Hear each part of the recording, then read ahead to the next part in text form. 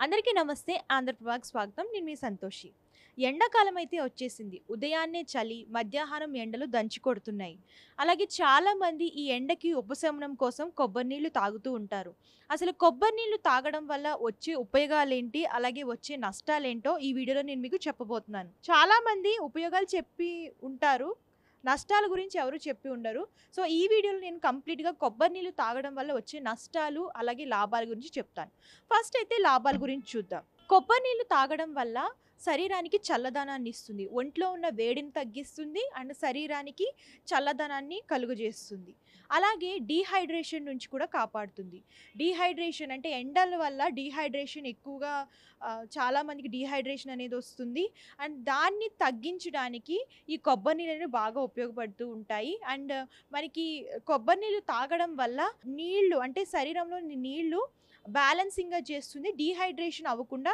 So, ఇంకోటొచ్చేసరికి రోగనిరోధక శక్తిని పెంచుతుంది. ఈ కొబ్బరి నీళ్ళ వల్ల రోగనిరోధక శక్తి అనేది పెరుగుతుంది.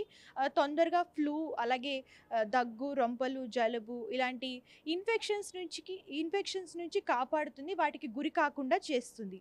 అలాగే చర్మానికి కూడా ఈ కొబ్బరి నీళ్ళు తాగడం వల్ల చాలా మంచిది. అంటే చర్మం యవ్వనంగా ఉంటుంది. చర్మంలోని తేమని కలుగజేస్తుంది. అలాగే ఫేస్ పైన పింపుల్స్ ఉన్నా, ఏమైనా ఎలర్జీస్ ఉన్నా సరే ఈ కొబ్బరి నీళ్ళు తాగడం వల్ల వీటిని తగ్గిస్తుంది.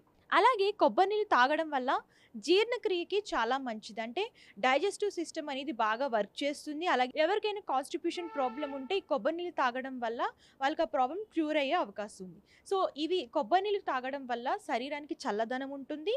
అలాగే డీహైడ్రేషన్ నుంచి కాపాడుతుంది. అండ్ ఇంకోటొచ్చేసరికి జీర్ణక్రియ చాలా బాగా పనిచేస్తుంది. రోగనిరోధక శక్తి పెంచుతుంది. అలాగే చర్మానికి కూడా చాలా మంచిది. అలాగే ఇప్పుడొచ్చే నష్టాల గురించి చూద్దాం. కొబ్బరి నీళ్ళలో చక్కెర స్థాయి అనేది ఎక్కువుంటుంది. అంటే కొబ్బరి నీళ్ళలో చక్కెర అనేది ఎక్కువుంటుంది. ఎవరైతే డయాబెటిస్ పేషెంట్స్ ఉంటారో వాళ్ళు కొబ్బరి నీళ్ళు తక్కువ తాగితే మంచిది. ఎక్కువ తాగడం వల్ల షుగర్ పెరిగే అవకాశాలుంటుంది.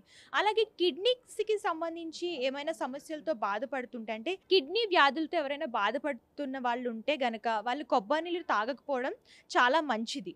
ఎందుకంటే కొబ్బరి నీళ్ళలో పొటాషియం అనేది ఉంటుంది. దానివల్ల కిడ్నీ సమస్యలు ఇంకా పెరిగే అవకాశాలున్నాయి.